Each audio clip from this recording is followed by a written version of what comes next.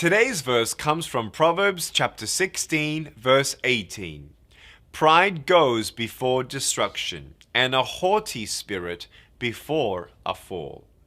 You know, when you look at the lust of the eyes and the lust of flesh and the pride of life, I actually think in my devotional time one day, I felt God say, when you look at the lust of the eyes and the lust of the flesh, it's allowing first the most microscopic amount of pride creep in, where you absolutely feel that we have a little bit of entitlement and control, and it's okay, and giving ourselves permission to even go there in our mind. When we talk about greed, lust, and sin, it comes to the point of going back to the very first sin, where Satan himself, at the time as an angel, thought that he could become as equal or even better than God. It was pride that crept in his heart.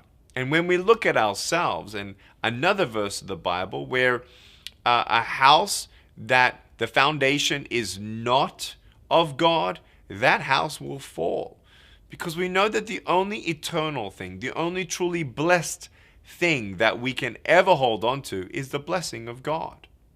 And when we understand that it's not by our might or by our power, but by His Spirit, we then understand fully. We need Him every hour, for every need, even in every desire, whether it's temptation or even a good, holy desire, that maybe God does not always bless us with everything we want, but we can trust in everything that we need will be given by His hand.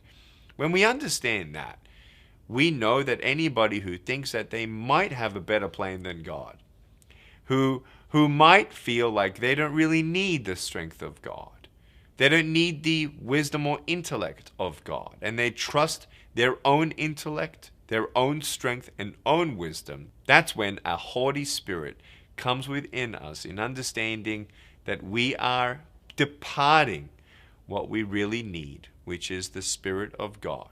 And even when we're living a life of righteousness, knowing we will never be a perfect righteousness like Jesus, but as we strive and hunger for God's best for us, for His plan, for His strength, for His wisdom, His blessing, as we live a life of faith, obedience, and sacrifice, God will truly bless us. And as we continue to receive those blessings, it doesn't mean that pride is not a temptation at that point either. The temptation of pride always comes, no matter who we are, no matter what we have. And the greatest advice I've ever been given by those who have gone before me is keep humble. So may God help us all to keep humble and lean on Him for everything, that pride may not come into our hearts and destruction may not be before us.